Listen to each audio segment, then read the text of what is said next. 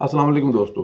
बड़ा धमाका अगले 48 घंटे में हो सकता है। यही समझे कि पाकिस्तान के रशिया ने पाकिस्तान के इमरान खान यूक्रेन पर हमला अगले 48 घंटे में कर देना है, और हमला भी बड़े-बड़े तगड़े हथियारों से करना है। मतलब 80 से ज़ायद अरकान ऐसे हैं जो इस वक़्त जो तादाद पहले बताई जा रही थी वो बिल्कुल इधर से उधर होने के लिए बिल्कुल तैयार बैठे हैं। दोस्तों, इस्लामाबाद में अपोजिशन ने तहरीक अदम एतमाद का जो मुसवदा है वो तैयारी के बिल्कुल आखिरी मराहल में दाखिल हो चुका है। मुस्लिम लीग नून के रहनुमा शाहिदा खान बासी, जो कि one of the best leading leader Pakistan Muslim League Noon के हैं, मियां मोहम्मद नवाज साहब का एतमाद उन पर बहुत ज्यादा है। पार्टी रहनुमाओं को चाय पर बुला लिया है। मुसवदा पर मुशावरत मुकम्मल करके क्यादत से जमा करवाने की हदायत का इंतजार होगा। यानी कि जैसे ही सिग्नल का आएगा जनाब जमा करवा दिया जाएगा। अच्छा, इस तहरीक पर 80 से जायद अपोजिशन अरकान के दस्तखत करवाए गए हैं, और वो अपोजिशन के हैं, खाली पीएमएलएन के नहीं है। पीपल्स पार्टी, नून लीग, जेयूआई, एएनपी और बीएनपी मैंगल और देगर के दस्तखत हैं। अपोजिशन ने असेंबली इजलास बुलाने के लिए रिक्वेजिशन भी तैयार कर रखी है। लीडर अपोजिशन शहबाज शरीफ के चैम्बर को अलर्ट कर दिया गया। तहरीक इत्माद और रिक्वेजिशन किसी भी वक्त जमा करवाई जा सकती है।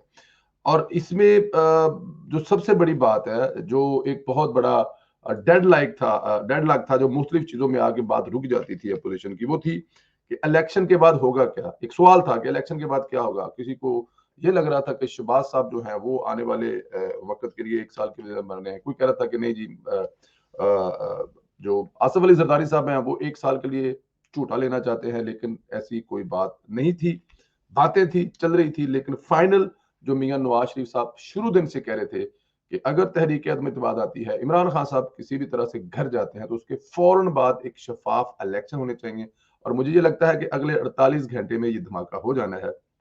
हमारे जराए ये बता रहे हैं, पाकिस्तान और लंदन से खबरें जो आ रही हैं वो ये आ रही हैं कि अगले 48 घंटे में ये धमाका हो जाना है।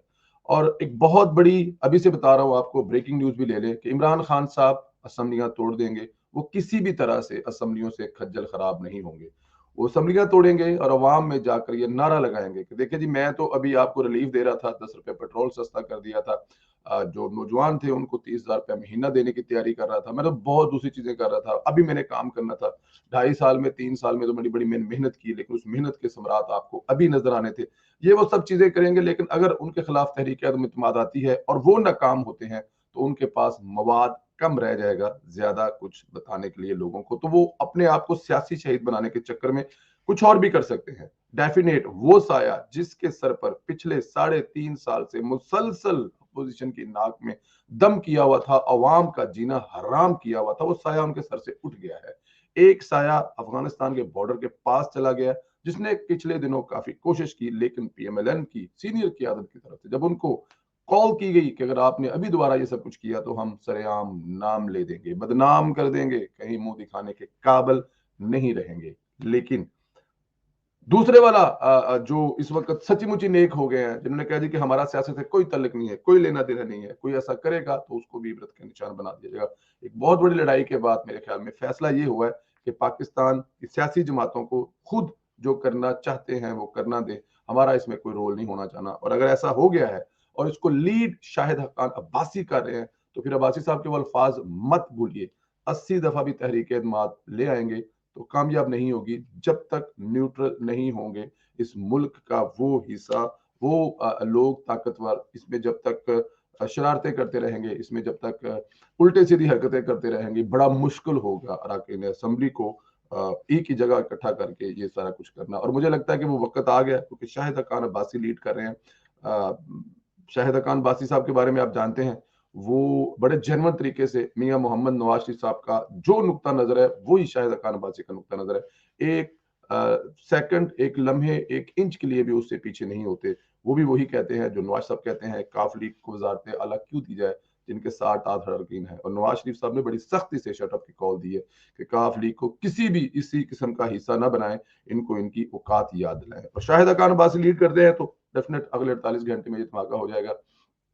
बहुत सारे ऐसे नाम हमारे पास मौजूद हैं जिन जो आपको ज़ाहिर है अभी इस तरह नहीं बताया जा सकते, क्योंकि कभी जो चीज़ें आपको बताई जाती है तो साथ में ये कहा जाता है कि ये आपके पास अमानत है। तो फिर उस अमानत की में खयानत इसलिए नहीं कर सकते क्योंकि नेक्स्ट टाइम भी किसी से बात करें, कोई ऐसी चीज़ मिले, कोई ऐसा راز ملے, کوئی ایسی انفارمیشن ملے جو بریک نہیں کرنی. اگر وہ بریک کریں تو پھر نہ آپ نہیں, آپ دوبارہ نظر ملانے کے قابل نہیں رہتے.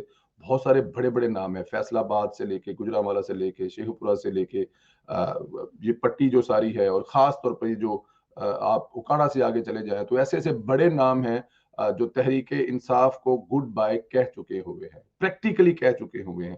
وہ ووٹ دیں گے اور کامیاب کروائیں گے آپ کو. اپوزیشن کو نہ تو کافلی کی ضرورت پڑے گی, نہ ایم کیو ایم کی ضرورت پڑے گی. وہ لوگ جو پچھلے الیکشن میں زبردستی نون لیگ اور پی پی سے اٹھا کے عمران خان کی گود میں پھینک دیے گئے تھے, وہ دھماکہ کریں گے. 51 سے زیادہ لوگ ہیں, وہ بالکل تیار بیٹھے ہوئے ہیں. انتظار کریں صرف اگلے 48 گھنٹے بعد ہو سکتا ہے یہ ویکینڈ عمران خان صاحب بنی گالہ میں قید ہو جائیں, بنی گالہ سے نہ نکل سکیں. عمران خان صاحب کی ساری سرگرمیاں وہی دوبارہ والی جو بنی گالہ میں ہوا کرتی تھی, جو ریحام خان بتاتی تھی اور اون چوری صاحب بتانے والے ہیں, وہی سرگرمیاں سٹارٹ ہو جائیں گی. بہت مشکل ہو جائے گا عمران خان صاحب کے لیے نکلنا. جو انہوں نے کیا ہوا ہے وہ بھگتنا پڑے گا. اپنا خیال رکھیں دوستو, بہت شکریہ. خدا